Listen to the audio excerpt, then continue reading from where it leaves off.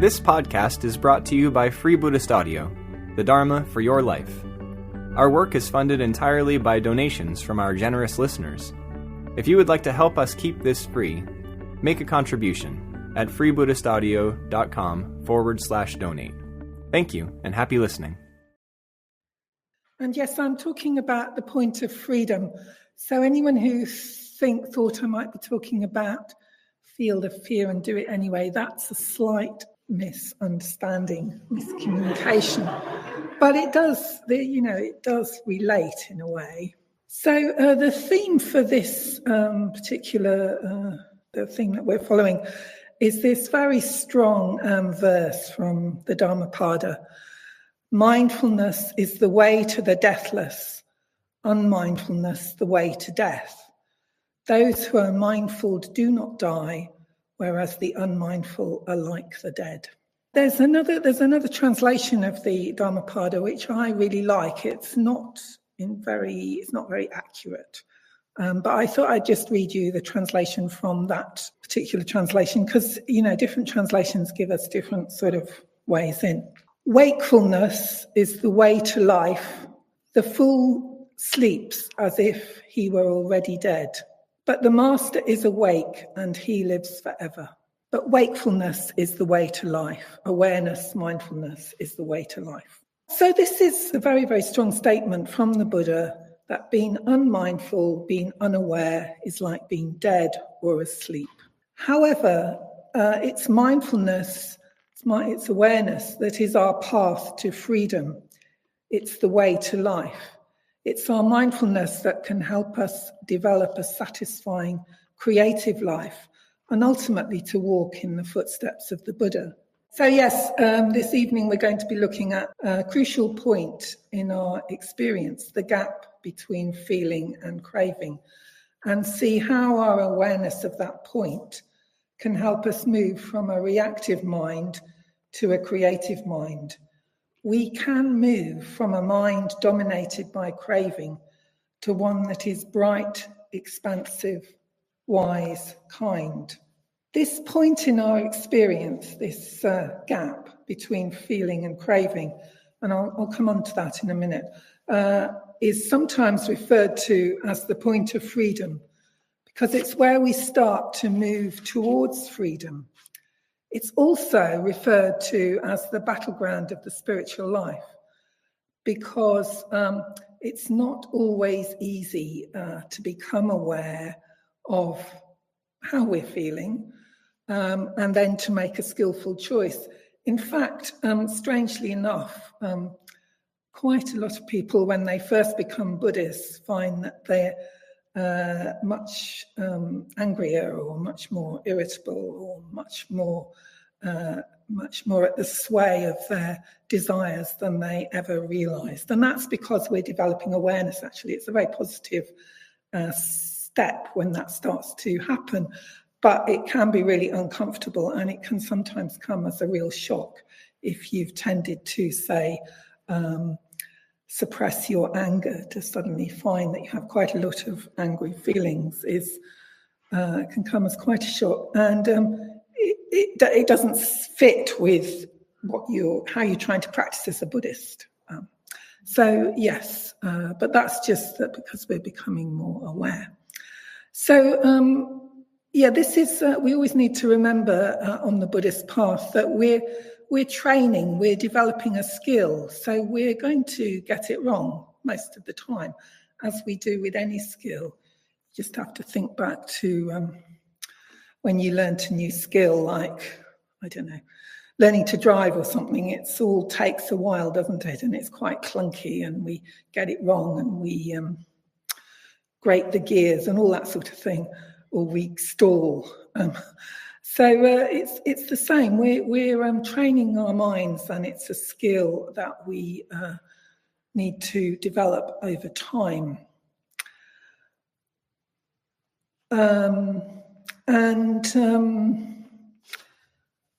We need to bring those three aspects of mindfulness to mind that we heard about last week from Paranita. in order to be able to sort of focus on the task. So just to remind you, those three aspects of mindfulness are sati, which means recollection, remembering, just remembering really. Appramada, which is our ethical vigilance, noticing what we're doing, what choices we're making. And sampajana, which is having a clear comprehension of our purpose. So if you didn't hear it, Paranita gave a really, really clear description and of these three different aspects of mindfulness. So do go back and listen to that. But yeah, we need those three aspects to bring to bear on this point. Yes, so for most of us, most of the time, we believe that the solution to life's problems consists in having more of what gives us pleasure and less of what gives us pain. And we're restlessly seeking for what will make us happy. Some years ago, I had a very forceful example of this. I was on the tombola stall at my son's primary school.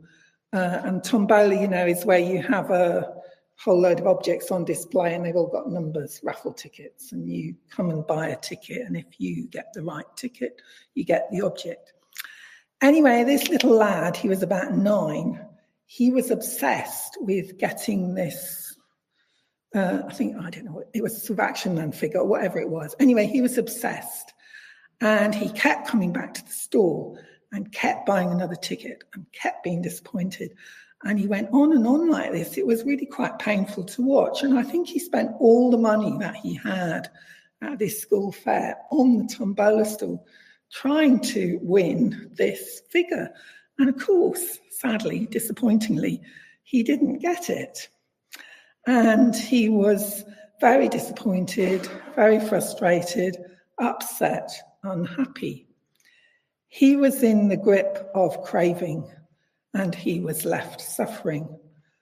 And we might like to think that we're different to him, but actually we're the same.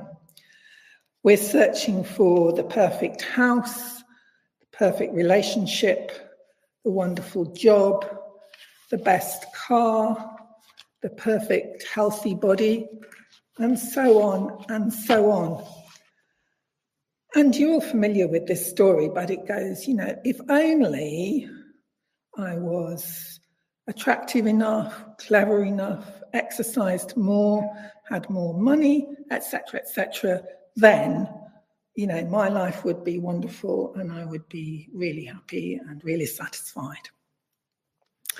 So we fall under the spell of craving, and it's a form of madness. I mean, I think most of us probably have actually been in the grip of craving, and it's like you suddenly come out of it and it's like the scales fall from your eyes and you wonder, what on earth was I doing, obsessing about needing that coat or wanting to buy that car or whatever it is. You know, it's like, it's a sort of form of madness that we just fall under its spell time and again.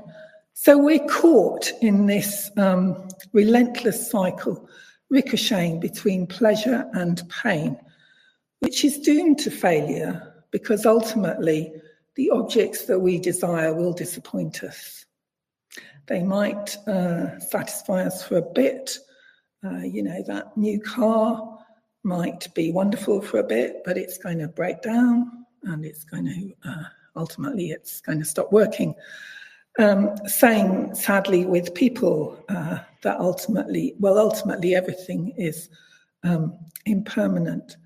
And what we're doing is we're just making a fundamental mistake in our understanding of the world. We're over-investing in those objects. There's nothing wrong with them, nothing wrong with relationships, nothing wrong with a car or a house that's pleasurable and pleasant and so on, so on. Nothing wrong with all of that, but we invest those things with characteristics that they don't have, so that they're permanent and will give us lasting satisfaction. Whereas the Buddha showed us that life in conditioned existence is impermanent, unsatisfactory, and insubstantial. So everything in conditioned existence is impermanent. A couple of weeks ago, Pranya Hridaya, when he was giving his talk, he gave a very tangible example of this search for happiness and fulfillment when he energetically drew us sort of cycling round and round on the wheel on the flip chart. Which you may remember if you were here. So you might all be thinking, well, so what's the point? Why don't we all just give up, go home, go under the duvet? But all is not lost, because the Buddha, in his genius, has pointed out to us the way to overcome suffering and stop this relentless cycling round and round. He's shown us that we can have a truly satisfying life, and we can break the reactive cycle of habits fueled by craving. And we can start to gain a taste of this way to freedom by attending to our experience with mindful awareness. Mindfulness is the way to freedom. It's the way to the awakened state of mind, to enlightenment. And we can bring a mindful awareness to our feelings and so move or begin to move from a reactive to a creative mode of being. This awareness then creates a gap between feeling and craving. So this is, for those of you who know, this is a point on the wheel of life. It's the outer rim of the wheel of life. And it's called the gap. So here we have feeling, and here we have craving. And feeling, I'm talking about feeling here in terms of sensation, pleasant, painful, and neutral sensation, not in terms of emotions. And it's the word in Buddhism is Vedana. So I'm talking about just pleasant or painful stimuli. And then craving is our desire, thirst, it's us grasping onto things which we think are going to make us happy. And this feeling is passive, it's just part of our experience of through our senses. So it's passive, whereas craving is active. It's actually something we're grasping on, we're clutching on, we really want that thing, or we want that experience, or we don't want something. That's, the other things we don't want something. So yeah, the feeling is our stimulus and craving is the reaction. So that's the gap.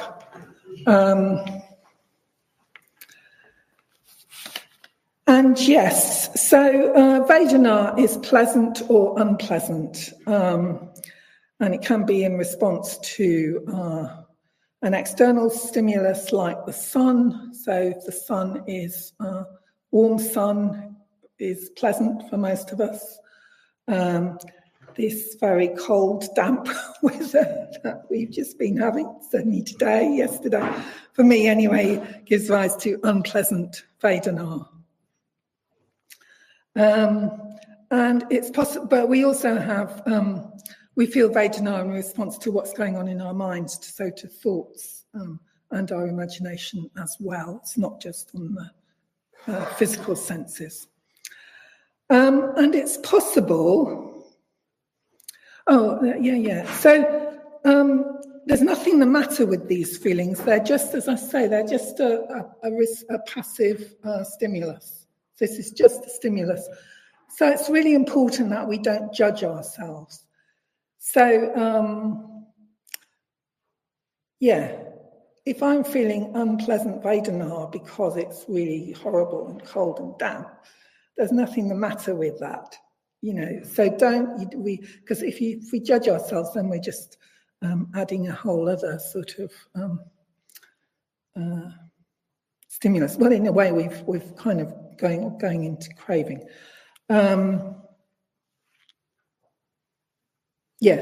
So it's possible to observe these feelings without reacting to them. And I just want to read you what Sangharakshita says in relation to this point in our experience. The transition from sensation to craving, from passive feeling to active desire, is the psychological fact standing behind all myths of the fall of man, from paradise to earth, from a blissful to a miserable state and sphere of existence. The interval between these two nidanas is the battlefield of the spiritual life. And to experience feelings, yet check desires, is that victory over oneself, which the Buddha declared to be greater than the conquest of 1,000 people 1,000 times.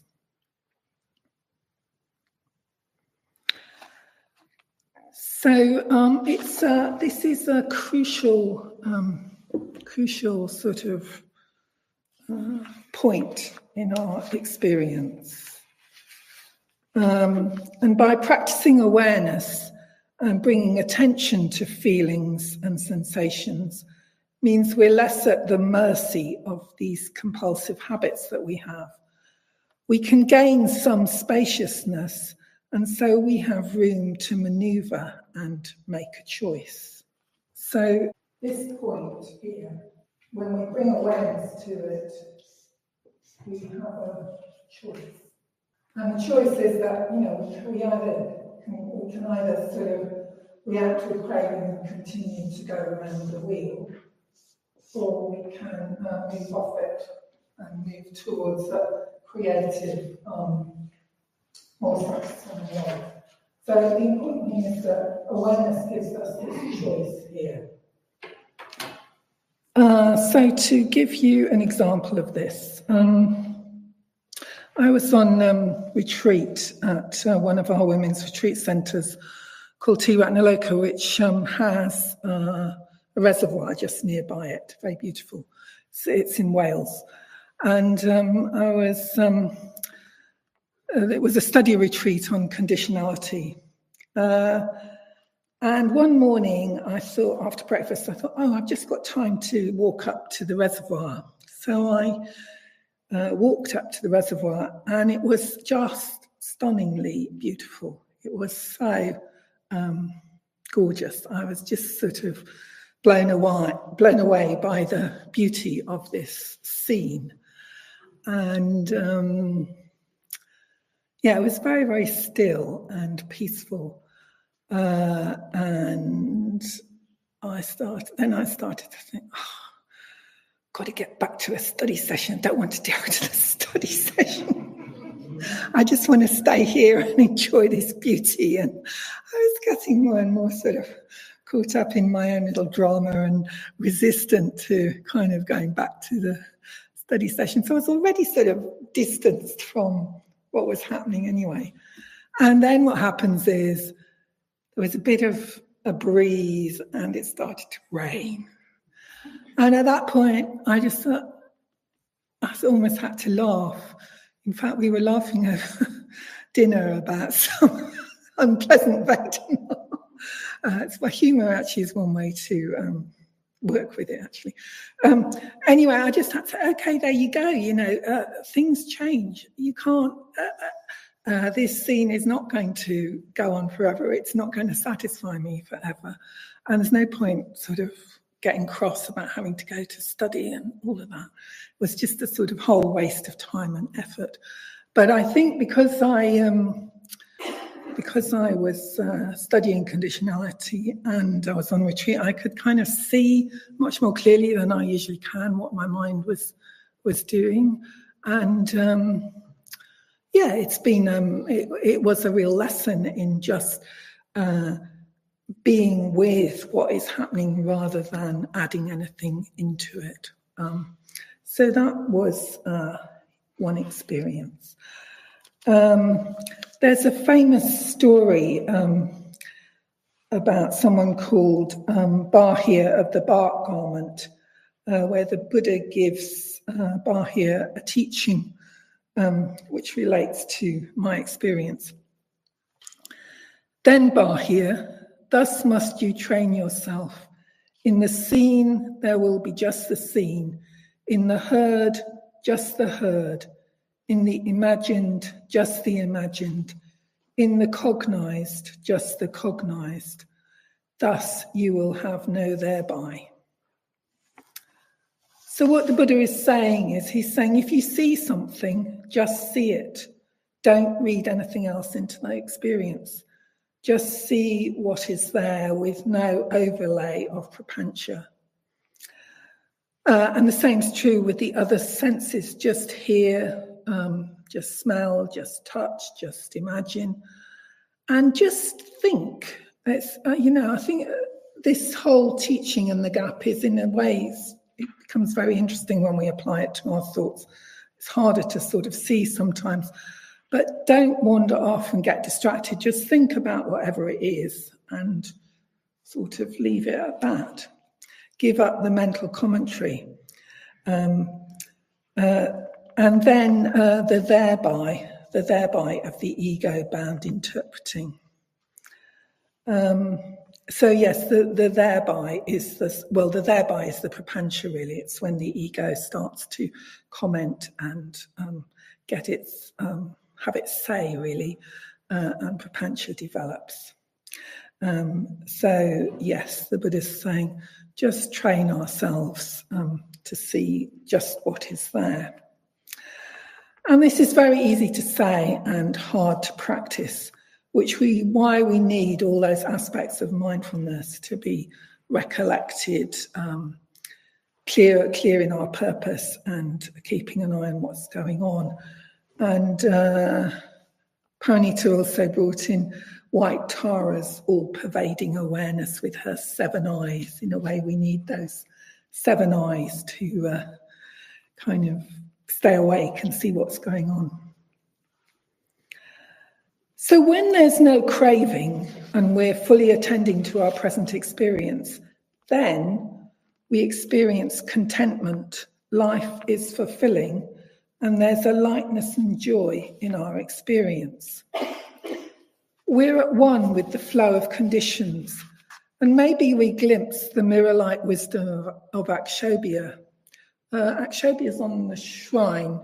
Have a look at him later. He's the deep blue Buddha of the 5 Buddha mandala. His name means unshakable or the imperturbable, and he's the Buddha of truth. And he's associated with, or he symbolizes, the mirror-like wisdom that appreciates phenomena just as they are, without adding anything at all. It's like a reflection in a mirror. So he just sees all phenomena as they are. So, we can also bring Akshobhya to mind when we're exploring this area and help him, call on him, and also just having him in mind will help us develop awareness. If you relate to him, that is. Well, it doesn't work for everybody. I just wanted to share a verse from Sangharakshita with you from a poem called Water from Thawed Out Snow, which I think relates to this area, and I find it helpful. So the poem is about the movement of water flowing from up in the mountains in the snow to the sea. So it's about a stream, really. And this second verse goes, "It loitered not among the sedges, nor hung in rainbows over ledges. It kissed the pebbles as it went, and yet to go it was content." I find those 2 lines, it kissed the pebbles as it went, so it's fully involved with whatever, we're doing, and yet we're content to let it go. It's a real sort of art, and I think that poem kind of captures that for me anyway. So let's just think a bit about how we might become mindful of our feelings, how we might become more mindful of our Vedana. So firstly, we've got to believe it's possible to change, or at least we've got to be willing to make an experiment. Can we change our mind? The first two verses of the Dhammapada say experiences are preceded by mind, led by mind, and produced by mind. So here the Buddha is clearly saying that how we experience life depends on our state of mind. So we need to really take this on. And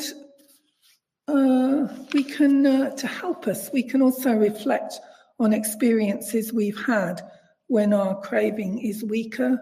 For example, if you've been on retreat, you might have noticed that your craving is weaker, or it's just not as present.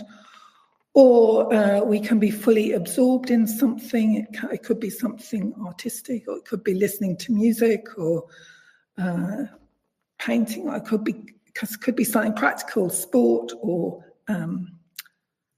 cooking or something. When we're just really fully absorbed, then we might not be craving.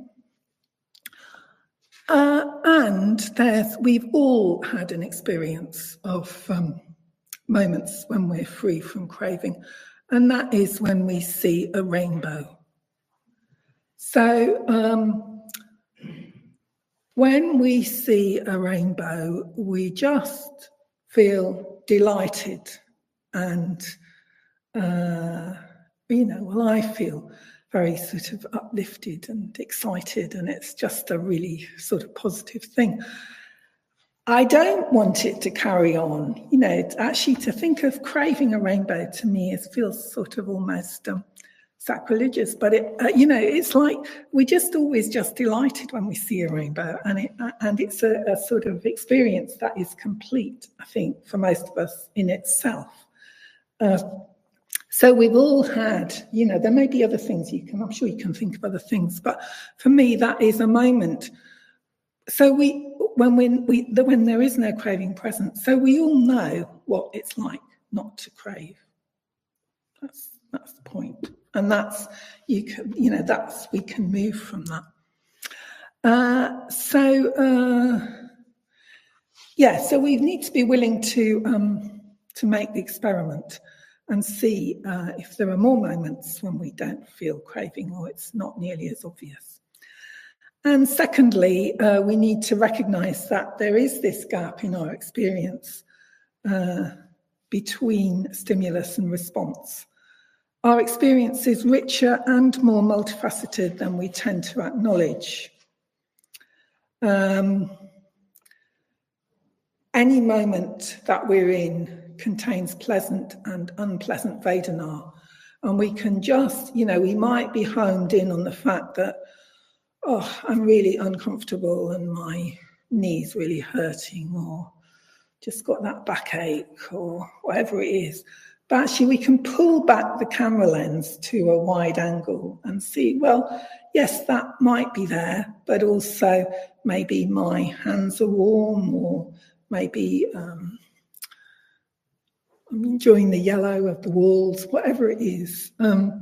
So we all, at any moment, our experience, the richness of our experience contains both pleasant and unpleasant Vedana. But we tend to either focus in on unpleasant Vedana or pleasant Vedana, and we ignore the sort of bigger picture. So we recognise there is a gap, and that there's more to our experience than we might think. I had a very, a strong experience of this a few years ago. Some of you will know Gaurava, who is an artist in our Sangha here, and he paints very, very beautiful paintings. And during the pandemic, he decided to paint process of decay. So he painted very beautiful paintings of fruit and bread and vegetables in various stages of decay, which I found it very interesting because I realized that my appreciation sort of stopped. It's almost like there was a sort of wall came down. It's like, so, that was fine to paint a sort of tulip. It was fine to paint tulips, but to paint tulips that were really decayed and not very pleasant looking and had flies and on them and stuff, I just thought that my initial response was aversion. But the painting itself remained very beautiful, and actually the overall effect of seeing his work was to broaden my understanding of the process of decay, and also to see the beauty in it, because there's nothing wrong with the process of decay. It's just a natural process which has a lot of beauty and some very, very interesting colours in mould and so on. It's just that I had a very strong aversion to it, which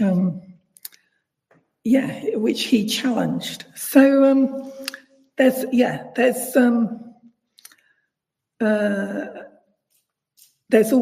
more to our experience than we recognise.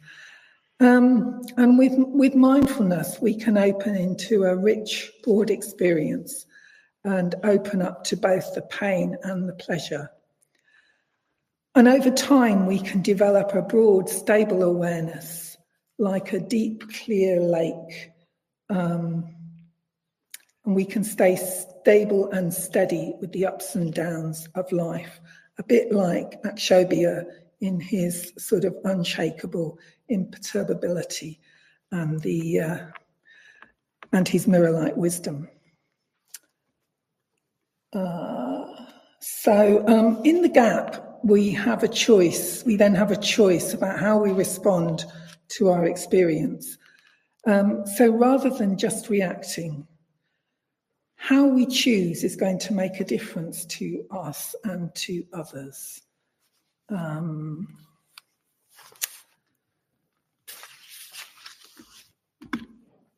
just aware of time. I'll just quickly give you one example.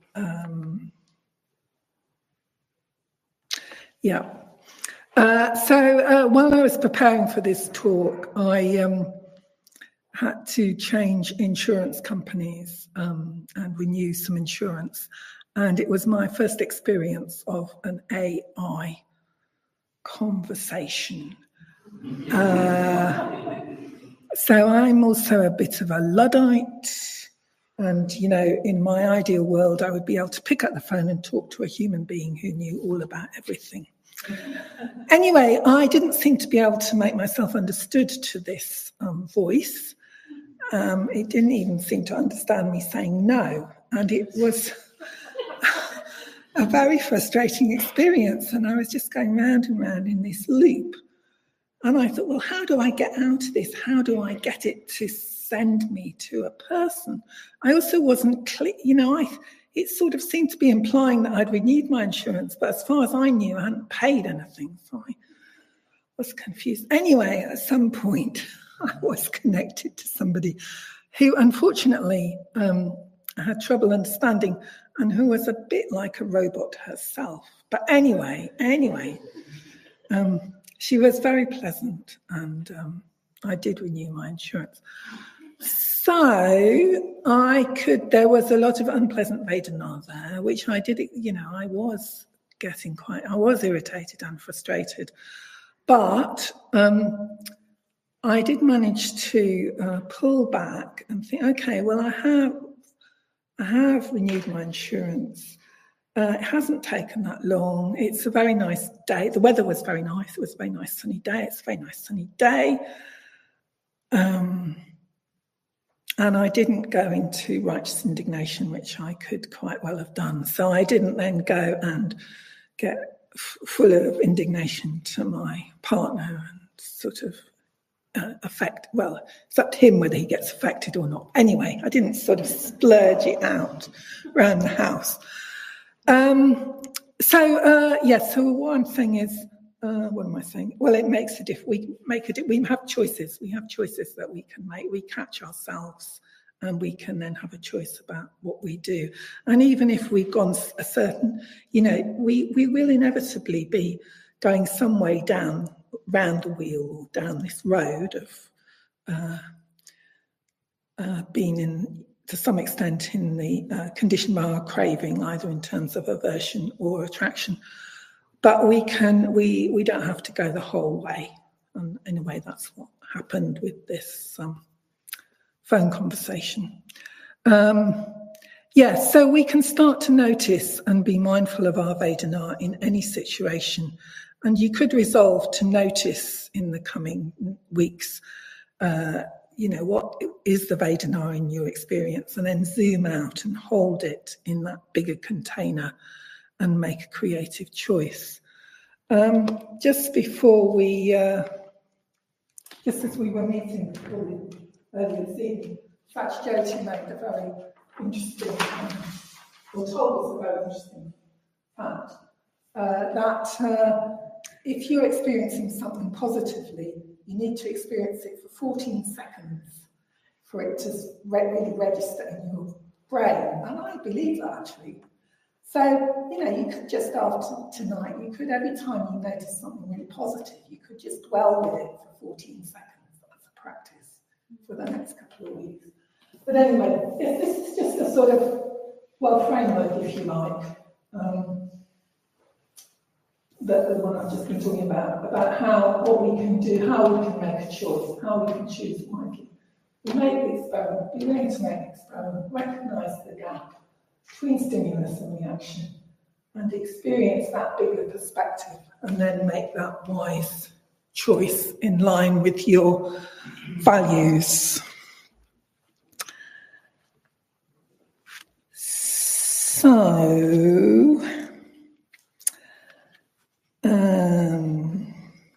And the more we can do that, then the more we will start to have a sense of freedom in our lives and of mastery.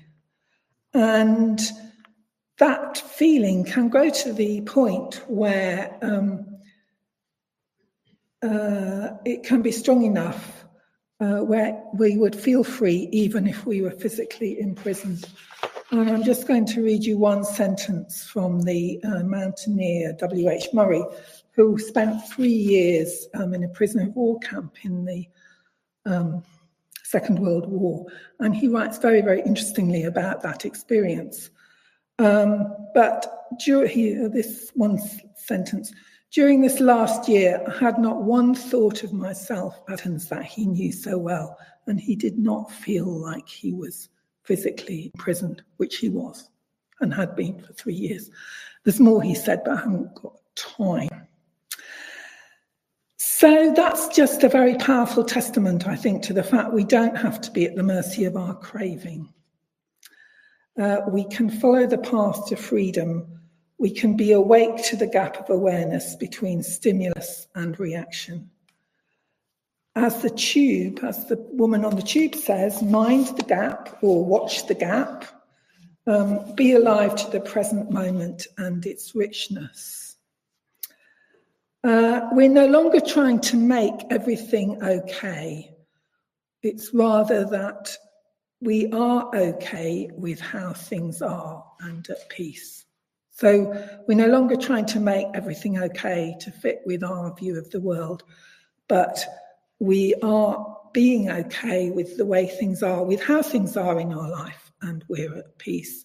We're no longer going against the flow of conditions or trying to dam that flow, but we're flowing with the contents.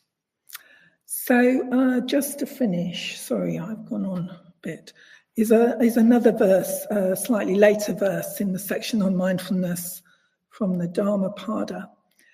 So awake, reflect, watch, work with care and attention, Live in the way, and the light will grow in you. We hope you enjoyed this week's podcast. Please help us keep this free. Make a contribution at freebuddhistaudio.com/donate. And thank you.